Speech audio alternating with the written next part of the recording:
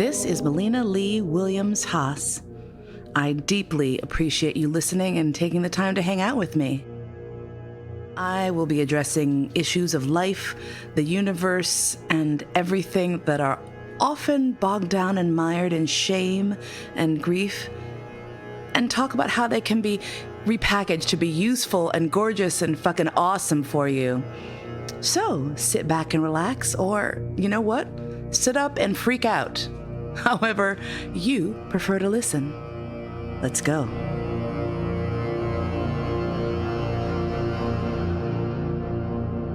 Hello, my name is Melina Lee Williams-Haas, and I'm an alcoholic. And it's at this point that you're all supposed to say, "Hi, Melina," as though this were the beginning of an Alcoholics Anonymous meeting. But it's not.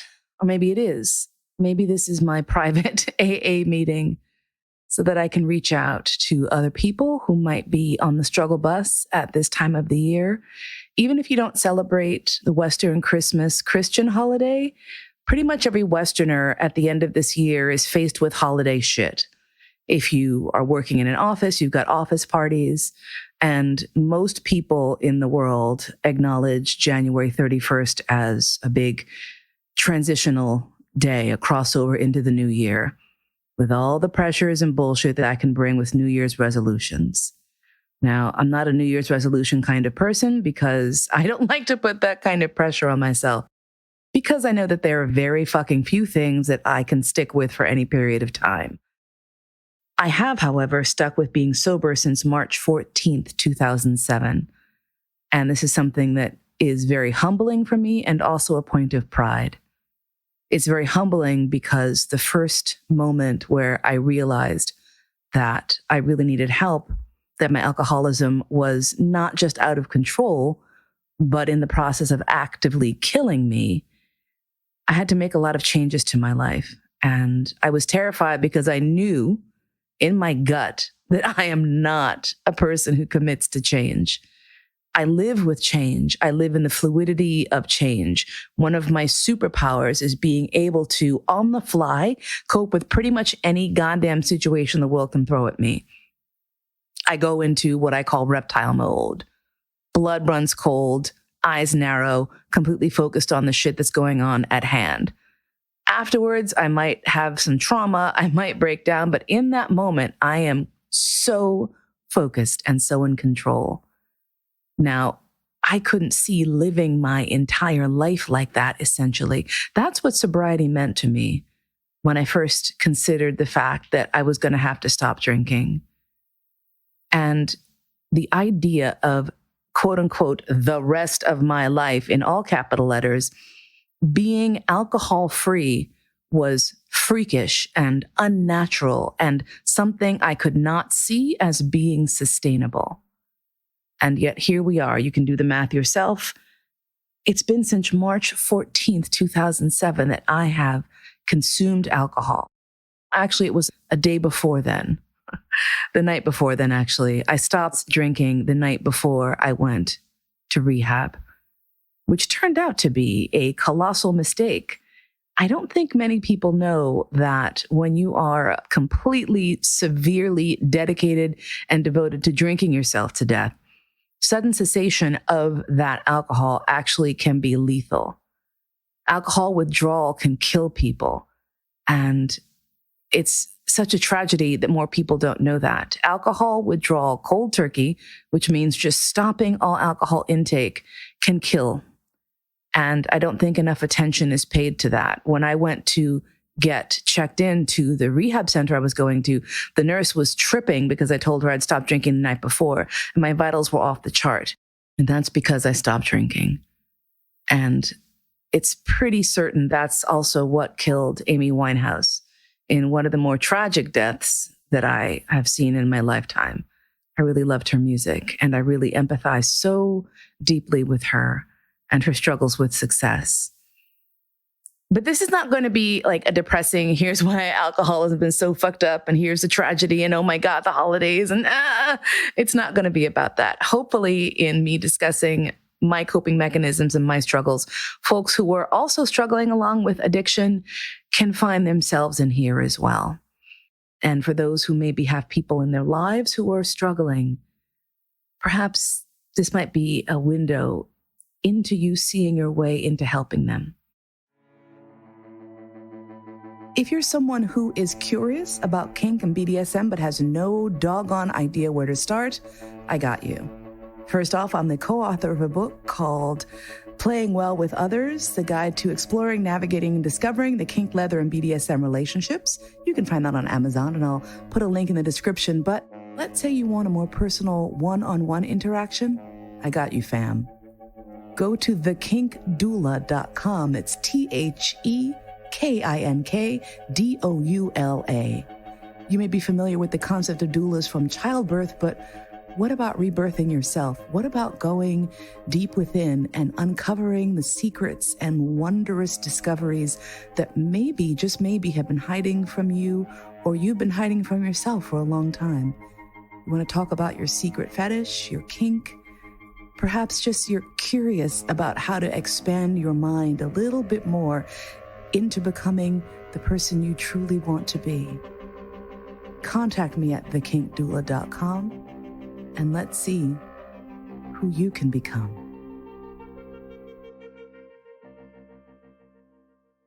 After I got sober in 2007, I had several friends of mine who had told me that they had really wanted several times to stage an intervention. And in one case, it actually kind of tried to do it. And I said, I don't know what you mean. And it was one instance where they had concernedly asked me if I wasn't worried about my drinking, if I didn't think I was drinking too much, and they were really worried about it. And I said, no, I'm fine. I'm just going through a bad stretch. I know I'm drinking a little bit more right now. I just had a breakup. Shit is rough. What are you going to do? And they backed down.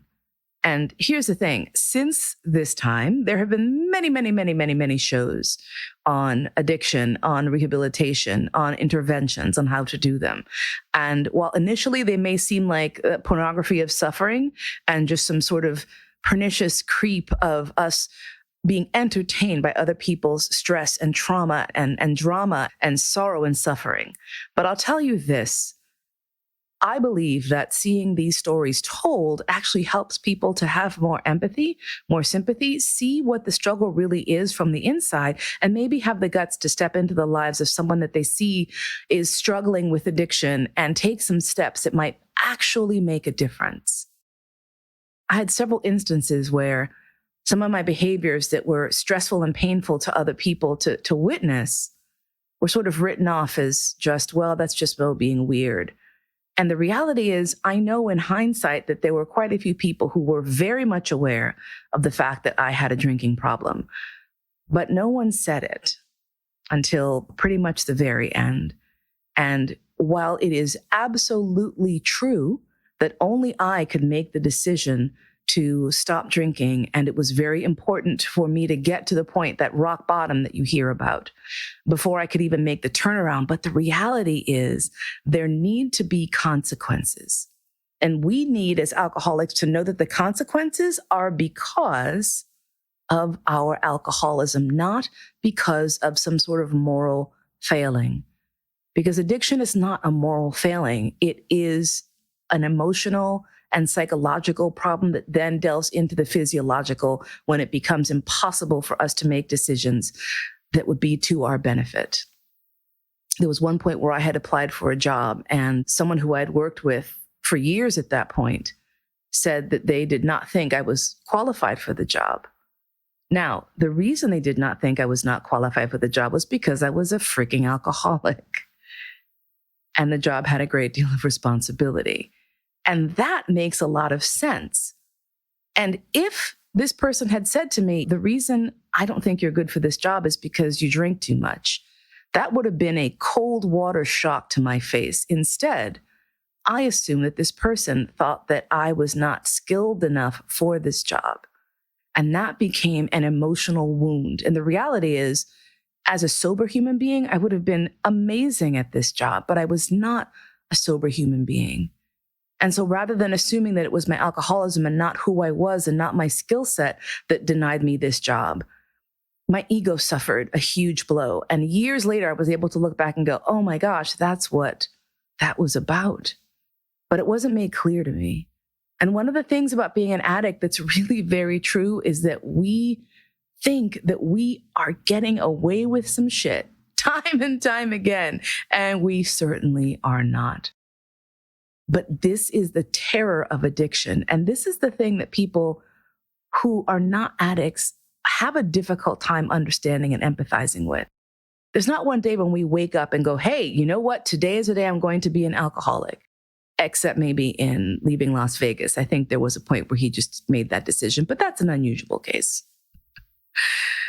So I really beg people who are not themselves addicts, but maybe see addicts or addiction in the lives of people around them to take a deep breath and understand that this is not a moral failing. This is someone who was struggling and made a choice to use alcohol to help the pain.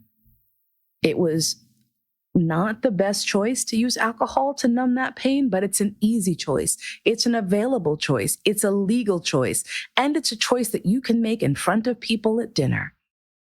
At the average dinner table, if you whipped out some works and started shooting up and cooking some shit on a spoon, or if you bust out your crack pipe and flamed on, most people would be a bit put out. But no one thinks twice if you have a glass of wine with dinner. They might not know that you had a bottle of wine before you went out to dinner so that you could pregame, so that you could survive the dinner. Right? Because this is so often what addiction is about. Our addiction is a way to cope with things in our lives that feel out of our control. And one of the things that was great was that once I was drunk, I didn't really care. I didn't mind that I was not in control of all of these aspects of my life because I was just feeling okay until the alcohol took over and I was no longer in charge. I don't know if I can describe for you who have not experienced it, the feeling of your body doing something that you have no control over, that you really don't want to be doing, but God damn it, you're going to do it anyway. And that's what it feels like to be an active alcoholic and drink when inside your head you are screaming, you need to stop, you need to stop. Don't drink. Don't drink that. Stop. And yet it's going down your throat and it's in your stomach. And then by the time the battle is over, you're already a little bit high. And maybe tomorrow is the day that you'll think about it. I know that the end of a year and the beginning of a new one can seem incredibly stressful. If you are struggling with addiction, here's my commercial for getting yourself some fucking help. Whatever that help looks like. Alcoholics Anonymous can be problematic for many people. I found it incredibly useful for the first couple of years, probably 1.5 to 2 years of my sobriety. It was invaluable.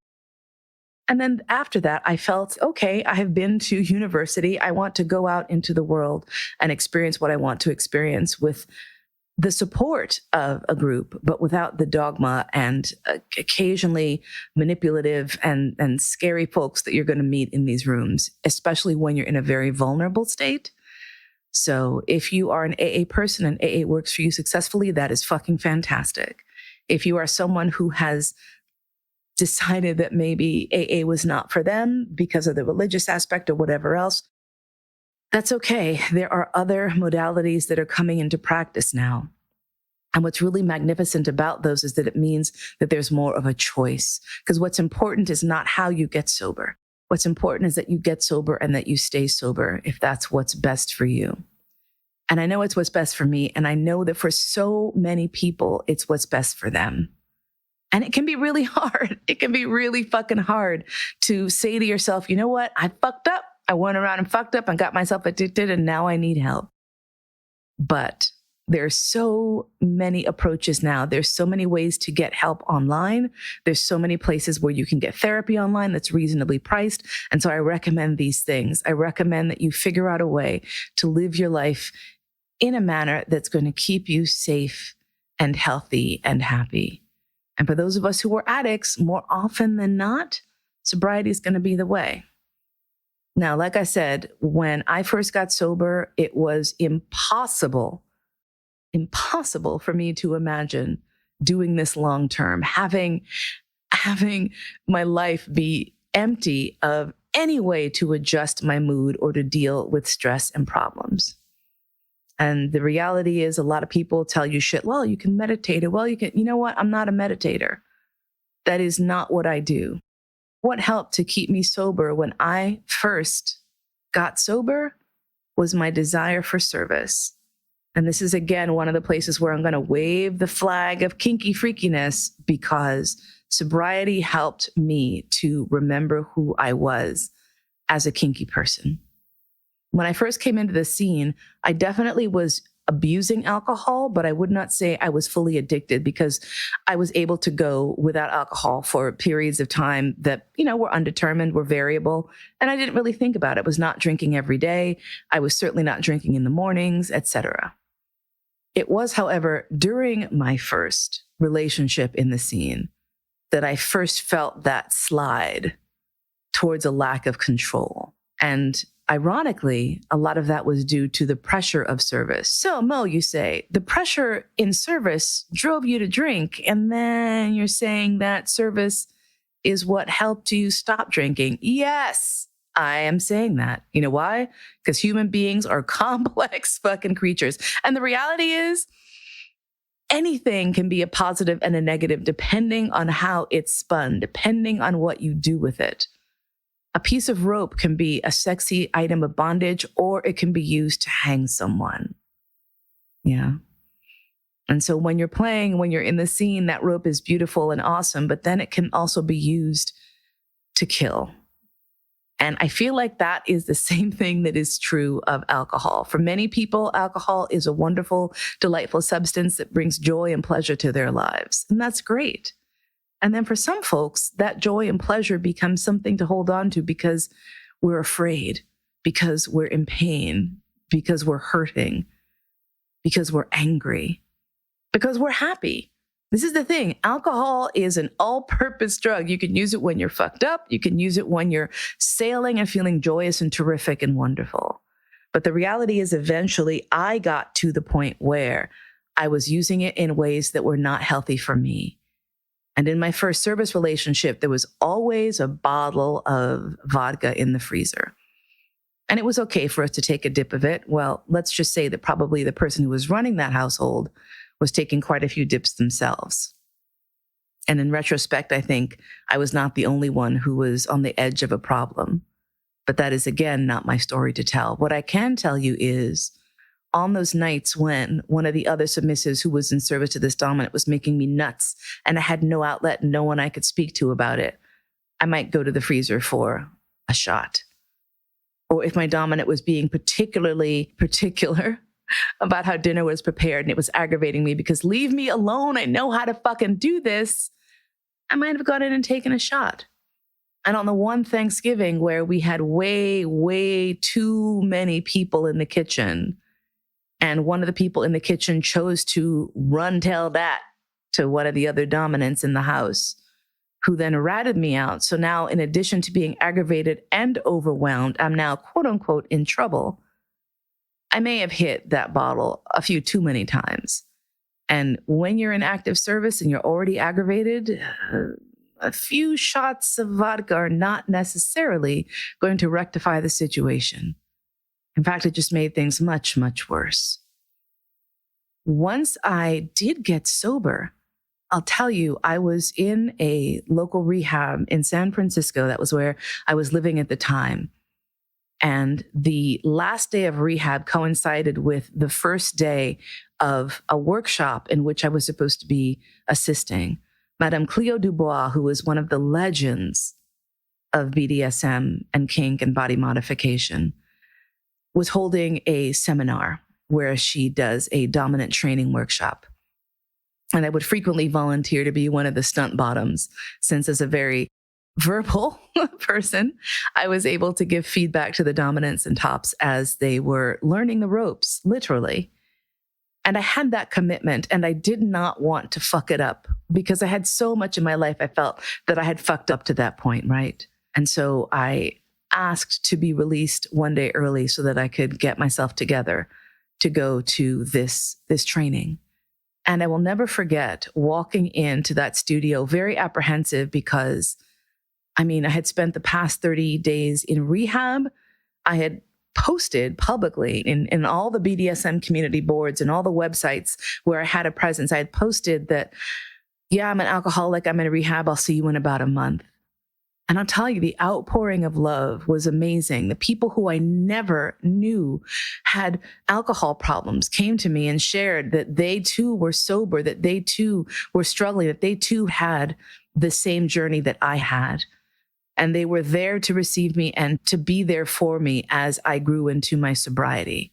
But as I walked into that studio and received the warmest, longest hug from Cleo Dubois, she told me about people in her family. And she told me about people that she knew and loved who had struggled and how proud she was to have me there that day. When you are an alcoholic, you don't feel very proud of yourself very often. In fact, I spent many years living in a pit of shame and humiliation. And I felt like such a magical unicorn because I had everyone fooled.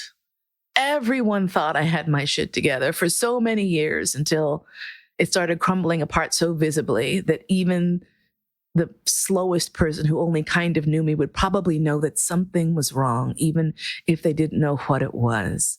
But the leathery bosom of the kink community welcomed me back, not just with open arms, but eagerly.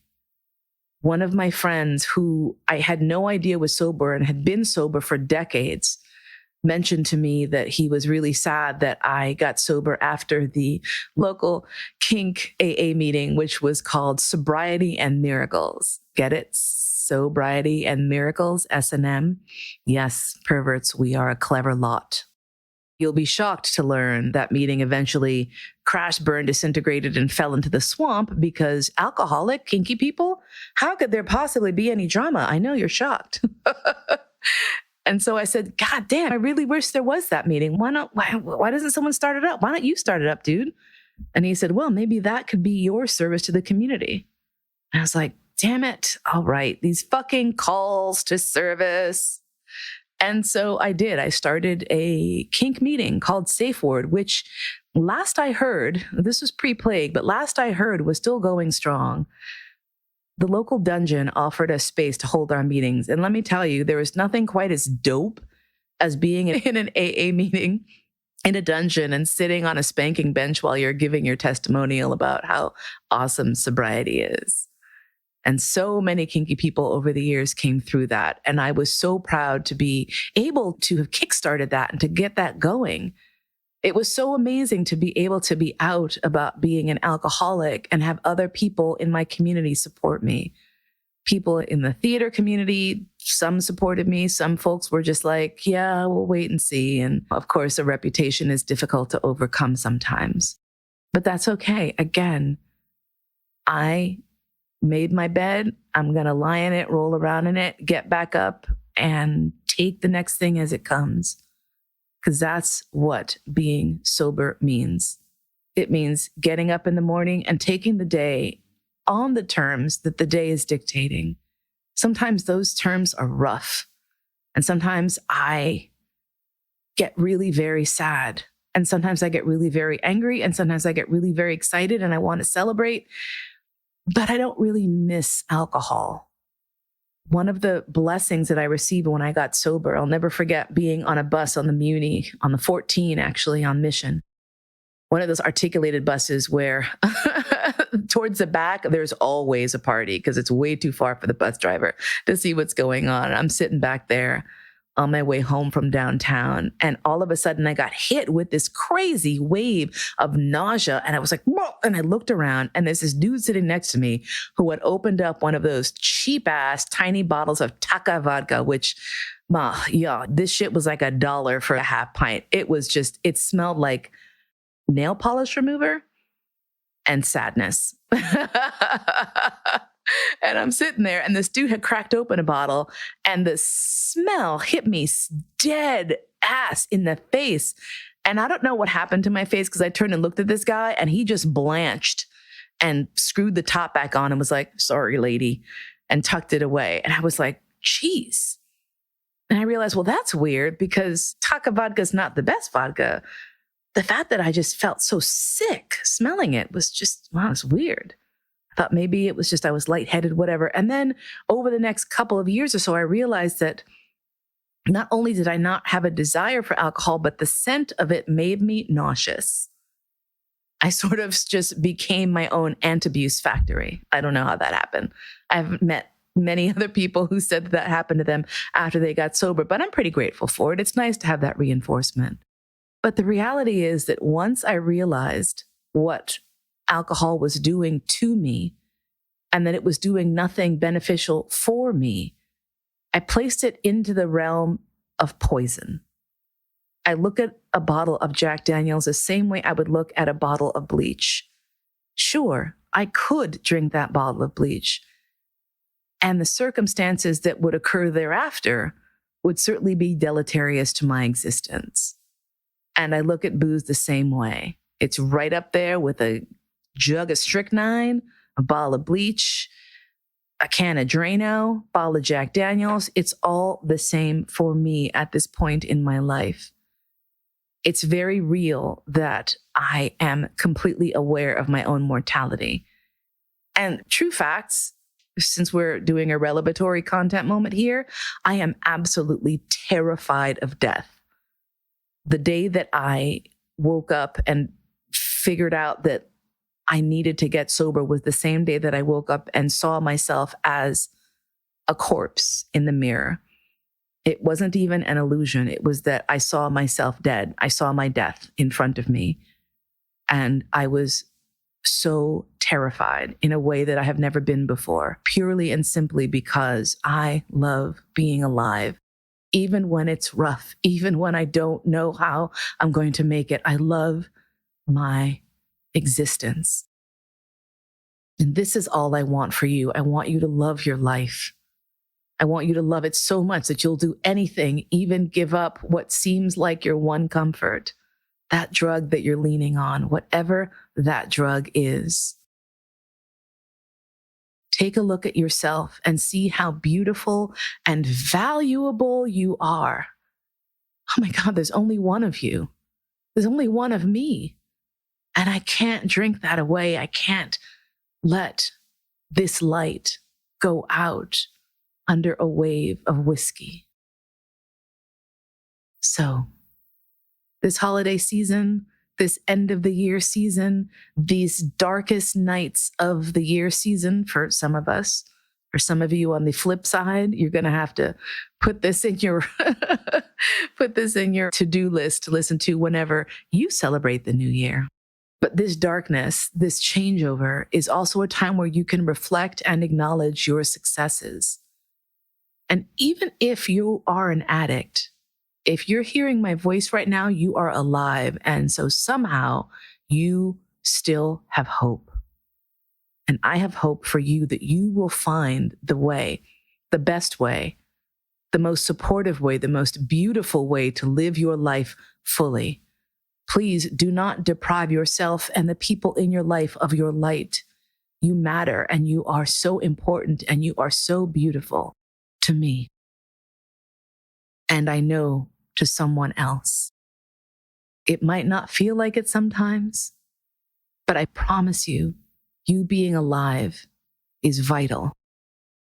I hope to join you again very soon. I love you. Hang in there, because you're fucking awesome. You've been listening to All That and Mo. Thanks so much for spending your precious, precious time with me today. My podcast is produced by Cody Crabb, theme music by Georg Friedrich Haas, as performed by Marcus Weiss. And I look forward to spending time with you again really soon.